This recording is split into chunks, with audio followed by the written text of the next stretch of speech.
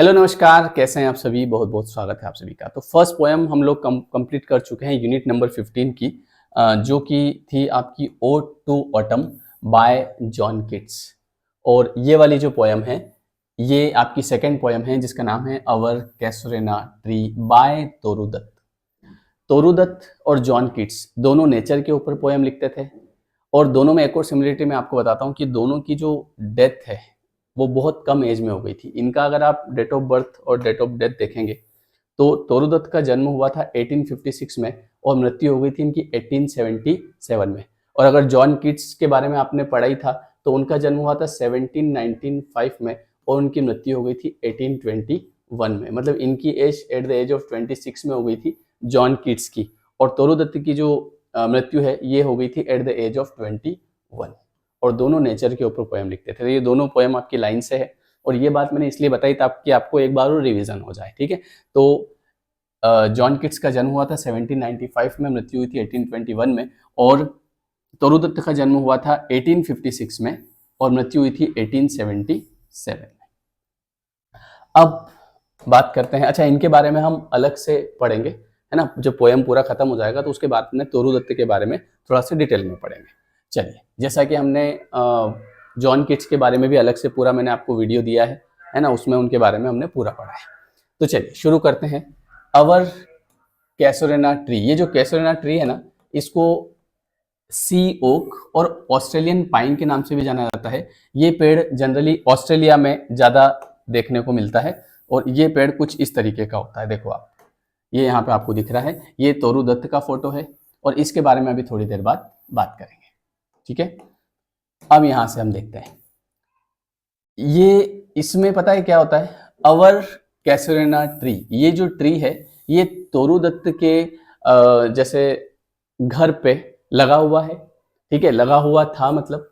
और इसमें इन्होंने रेमिनिसेंस का मतलब होता है कि when poet is talking about the past memories, जब पोइट जो है वो पास्ट मेमोरीज के बारे में बात करता है तो उसको बोलते हैं रेमिनिसेंस, ठीक है। तो इसमें वो उनकी हैप्पी चाइल्डहुड, जैसे ऐसा होता है ना कि जब जैसे अभी मेरे घर के बाहर बच्चे खेल रहे हैं तो 10 एक बच्चे हैं, तो अब वो जैसे कोई पेड़ है उस पेड़ के नीचे खेल रहा है ना। अभी आजकल तो पेड़ इतने कम हो गए, तो अब ये जो बच्चे हैं ये जब बड़े होंगे तो ये इस समय को याद करेंगे कि क्या टाइम था एक जब हम खेलते थे। जैसे कि मेरे भी घर में, जब गांव में मेरा घर था वहां पे एक आंगन था और वहां पे एक जाम का पेड़ था जिसपे मैं ऊपर बैठ के प्रश्नोत्तर याद करता था। ऐसे बचपन में हम प्रश्नोत्तर याद करते थे ना, तो वहाँ पेड़ पे बैठता था मैं उसके ऊपर।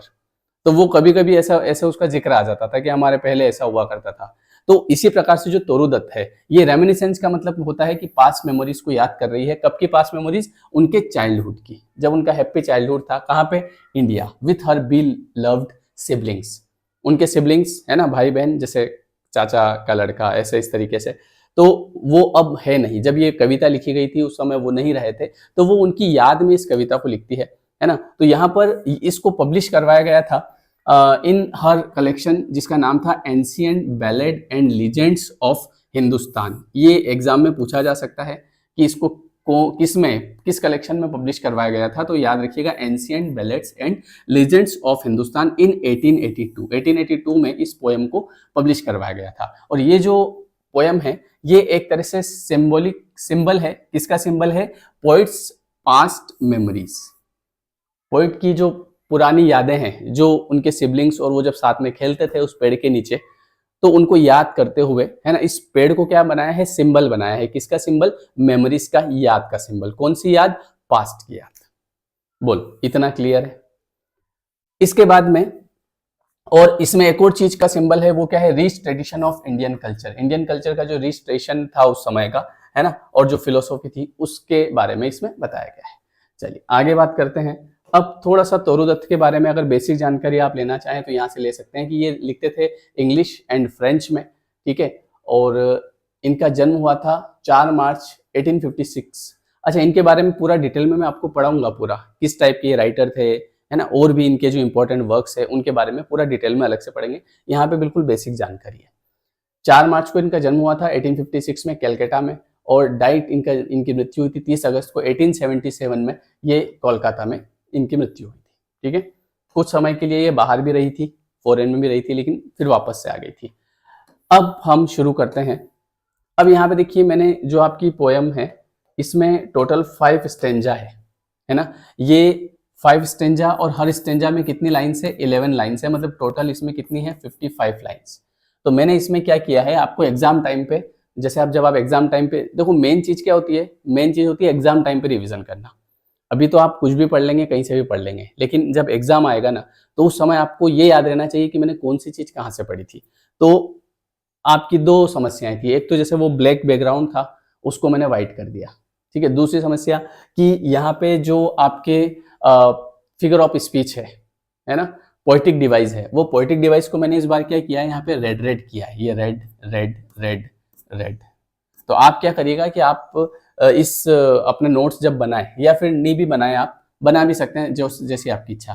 तो ये एग्जाम में के टाइम पे जब आप जाएंगे तो आपको इनको देखते जाइएगा। पूरी पोयम में मैंने ये जो रेड किया है ये सब पोएटिक डिवाइस है, कौन सा फिगर ऑफ स्पीच है, तो आपको आसानी से याद रहेगा, ठीक है। तो ये रेड रेड करने का मतलब ये है। चलिए, तो अब इसके बारे में पहले पढ़ते हैं। पहले हम फर्स्ट स्टेंजा कंप्लीट करेंगे, उसके बाद में हम जो बाकी के 4 स्टेंजा और बचे हैं उनको कंप्लीट करेंगे। लाइक अ ह्यूज पाइथन, एक ह्यूज पाइथन, पाइथन का मतलब यहाँ पे होता है एक अजगर, जैसा मैंने अभी आपको फोटो बताया था ना, ये इस तरीके से लाइक अ ह्यूज पाइथन, एक बड़े से अजगर की तरह, वाइंडिंग राउंड एंड राउंड, पूरा गोल गोल गोल गोल, द लिपटा हुआ, गोल गोल गोल गोल लिपटा हुआ, किसके लिपटा हुआ, द रग्ड ट्रंक, ट्रंक का मतलब यहाँ पे जो तना होता है, जो पेड़ का तना होता है, और किस तरह का तना, रग्ड, रग्ड का मतलब यहाँ पे क्या होता है, रफ, है ना।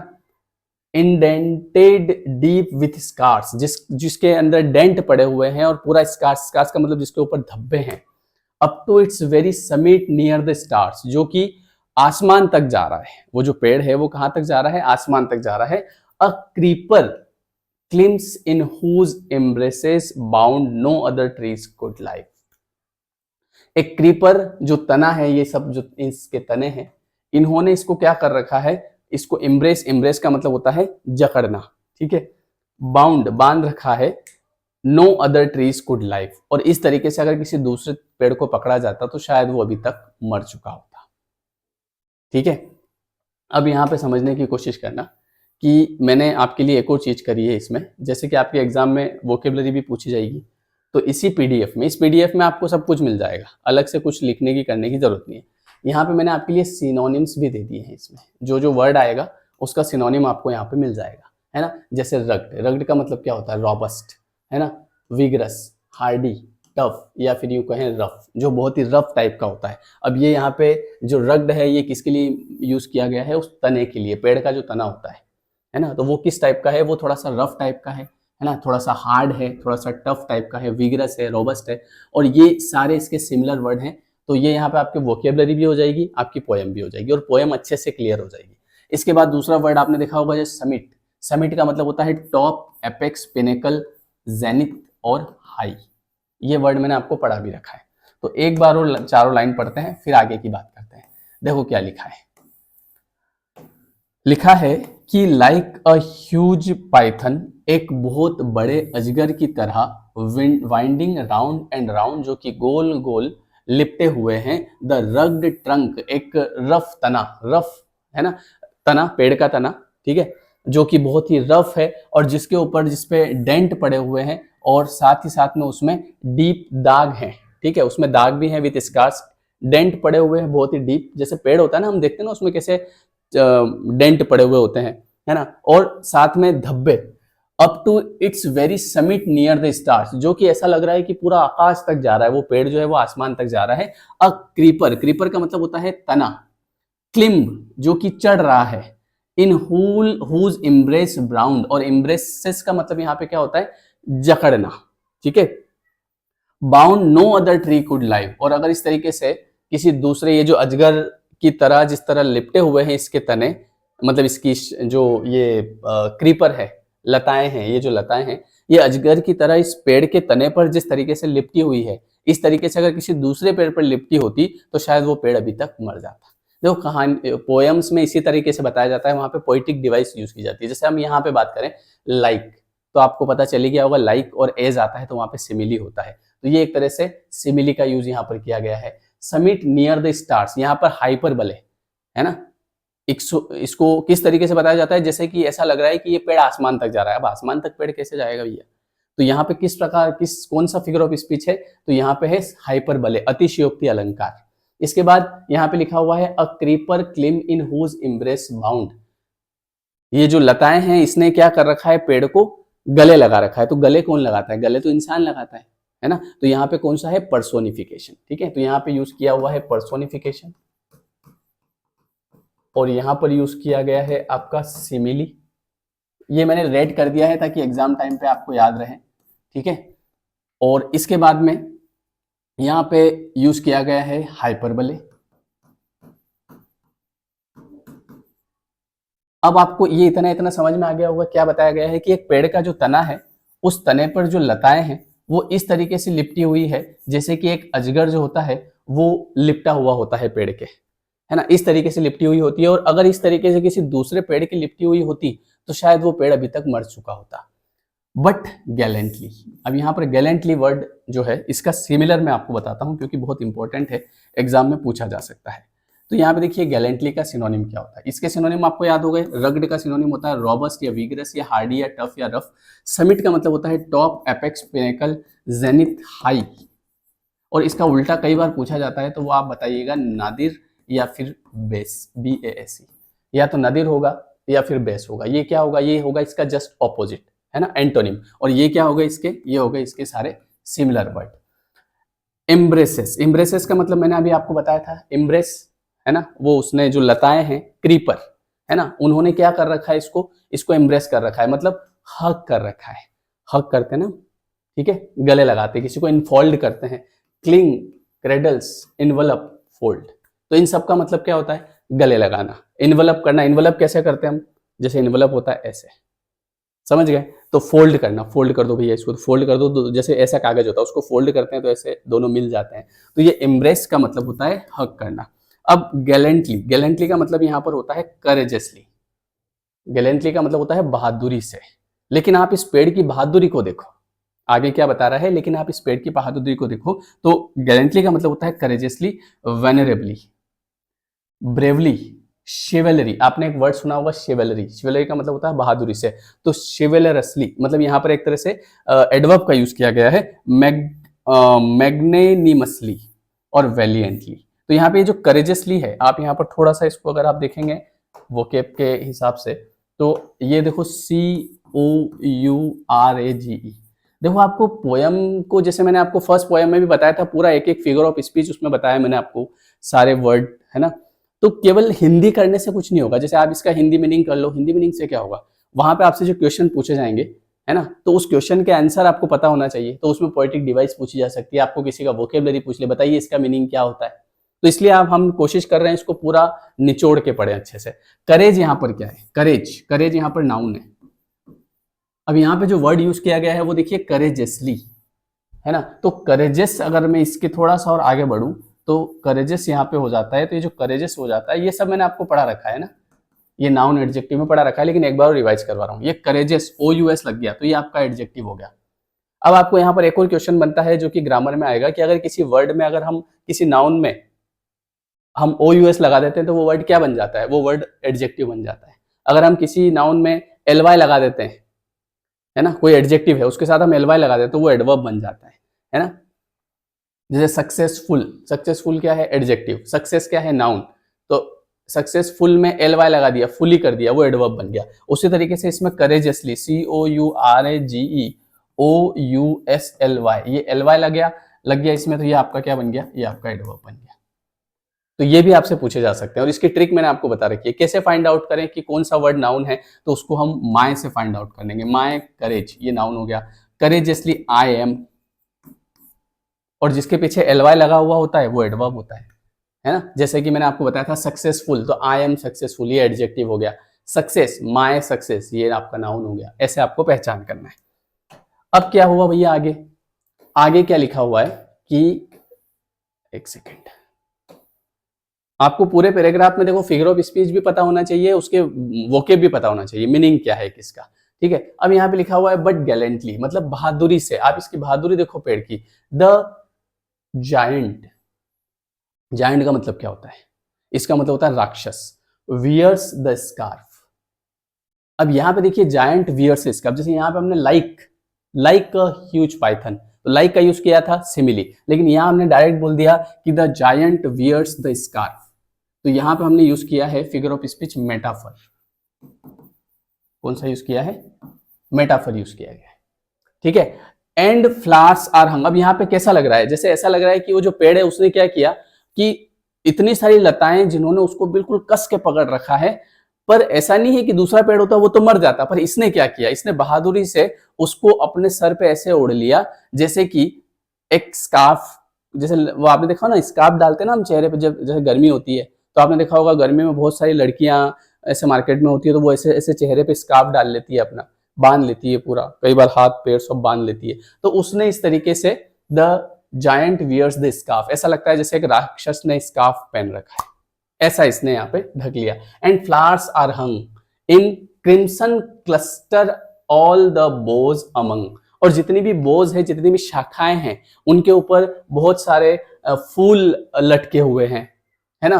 और क्रिम्सन का मतलब होता है रेड कलर के, क्लस्टर्स, है ना, जो कि उन शाखाओं पे ऐसे लटके हुए हैं। अब यहाँ पे एक आध सिमिलर वर्ड और देख लेते हैं हम। देखो यहाँ पे एक और वर्ड है जियांट। जियांट का सिनोनिम क्या होता है? ये काफी बार एग्जाम में आता है ना। तो इसका सिनोनिम एक तो बेमथ और एक मॉन्स्टर और एक हल्क। मॉन्स्टर का मतलब होता है राक्षस, ठीक है, तो ये वर्ड भी बहुत इंपॉर्टेंट है, इसका भी ध्यान रखिएगा। तो ये देखिए कुछ वोकेबलरी आपकी हो गई, और ये वोकेबलरी आपको पोयम में भी काम आएगी और अदरवाइज भी आपसे पूछ सकता है। सारे इंपॉर्टेंट वर्ड है। गैलेंटली कई बार हमने पढ़ा है, रग्ड पढ़ा है, रफ पढ़ा है, समिट कई बार मैं आपको पढ़ाता हूँ, ठीक है। इसके बाद आगे बात करें, फिर से चलते हैं पोयम में। तो अब लिखा है कि हाँ यहां तक हमने पढ़ लिया, तो जो उसकी शाखाएं हैं उस पे बहुत सारे फूल लदे हुए हैं, है ना। Whereon all day are gathered bird and bee, और वहां पे पूरे दिन क्या होता है उस पेड़ पे जो बर्ड्स हैं और जो बीज हैं, है ना, मधुमक्खियां हैं या जो बर्ड्स हैं, पक्षी हैं, वो उस पे गैदर्ड मतलब ये सब इकट्ठे हो जाते हैं। उसके बाद क्या होता है एंड ऑफ, यहाँ पे ऑफ मतलब ऑफन, कभी कभी, एट नाइट्स रात में, the garden overflows with one sweet song that seems to have no close. वहां पे ऐसे सॉन्ग बजते हैं रात में, ऐसी आवाजें आती है ना, जो कि कभी ना खत्म होने वाली। और यहाँ पे एक और चीज देखिए, स्वीट सॉन्ग एलिट्रेशन का यूज किया गया है, क्योंकि स्टार्टिंग में देखिए कॉन्सोनेंस वर्ड आ रहा है। जब भी कभी स्टार्टिंग में कॉन्सोनेंस वर्ड आता है, स्वीट सॉन्ग, स्वीट सॉन्ग, तो ये जो फिगर ऑफ स्पीच होता है ये कौन सा होता है? ये एलिट्रेशन होता है। ये सब आप एग्जाम टाइम पे फटाफट रिवाइज हो जाएंगे ना। आप पूरी पीडीएफ जो है वो हर एक पोएम में मैंने ऐसा ही किया है, ठीक है। कोशिश कर रहा हूं आपके लिए आपको ज्यादा तकलीफ नहीं आए, है ना। इसके बाद sun darkling from our, sun darkling from our tree while men repose. और ये गाने कब बजते हैं? जब रिपोज का मतलब होता है जब लोग सो जाते हैं, जब लोग रिलैक्स करते हैं, तो उस समय इस तरीके जो सॉन्ग है ये इस पेड़ पे बजते रहते हैं, ठीक है। तो इस तरीके से ये फर्स्ट पोएम हो गया। अब यहाँ पर अगर हम इसका राइमिंग देखें तो राउंड ए, स्टार्स बी, स्टार्स बी, ये देखिए स्टार्स से स्टार्स मिल गया, बी, बाउंड राउंड से मिल गया ए।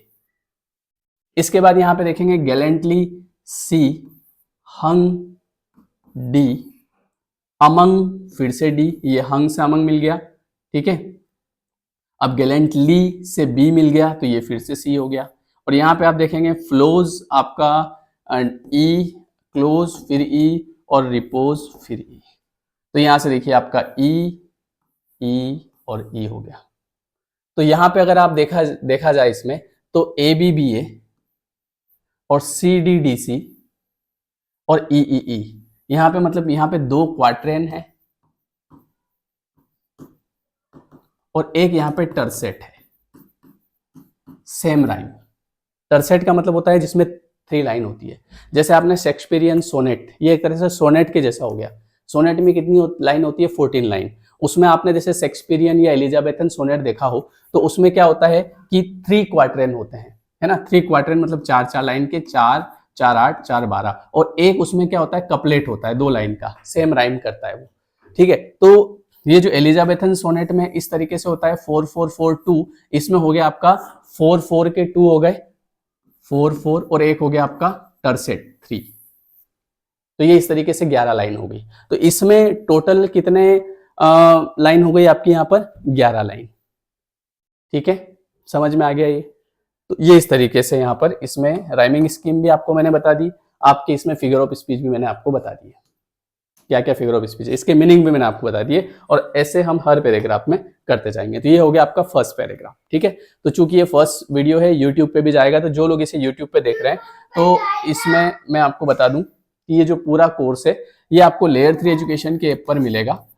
ठीक है, जहां पे आपको पूरा वीडियो और वीडियो के साथ में पीडीएफ है ना, ये पूरा पीडीएफ, साथ में आपको 50 से 100 प्रैक्टिस क्वेश्चन, सब कुछ सिस्टमेटिक मिलेगा। और देखिए पूरे कोर्स का फायदा ये होता है कि एग्जाम टाइम पे आपको भागना नहीं पड़ता है ना, आपको एग्जाम टाइम पे भागना नहीं पड़ेगा। यूं तो आप यूट्यूब पे भी पूरा कर सकते हैं, सब कुछ यूट्यूब पे मिलेगा, लेकिन एग्जाम टाइम पे ये पता नहीं चलेगा कौन सा कहां से पढ़ा था। तो एक सिस्टमेटिक वे में आपके पास पूरा नोट्स, ग्रामर रहेगा पूरा। ठीक है, वोकेबलरी आपका बना हुआ है, और जब जो फोल्डर खोलना है तब वो खोल लो आप, ये फायदा उसमें रहता है। ठीक है, तो आपको लेयर 3 एजुकेशन ऐप डाउनलोड करना है, वहां पे आपको पूरा कोर्स सिस्टमेटिक मिलेगा, और आपका कोर्स मैं खत्म कर दूंगा 15 फरवरी, 15 फेब को पूरा कोर्स खत्म होगा। और उसके बाद में मैं कोशिश करूंगा आपके पास और आपको क्वेश्चन सेंड करूंगा कोर्स में, ताकि आप और क्वेश्चंस करते रहें। ठीक है, और इसके अलावा जिसको बुक मंगवानी है, तो ये बुक है इंग्लिश ग्रामर और वोकेबलरी है इसमें, ये आप मंगवा सकते हैं। इसके लिए आप इस नंबर पर व्हाट्सअप करें 7898822606। ठीक है, ये आप अपने घर पे मंगवा सकते हैं। आपको इस देखो आपके पास कंटेंट होना जरूरी है, तो ये इसमें ग्रामर और वोकेबलरी दोनों रहेगी।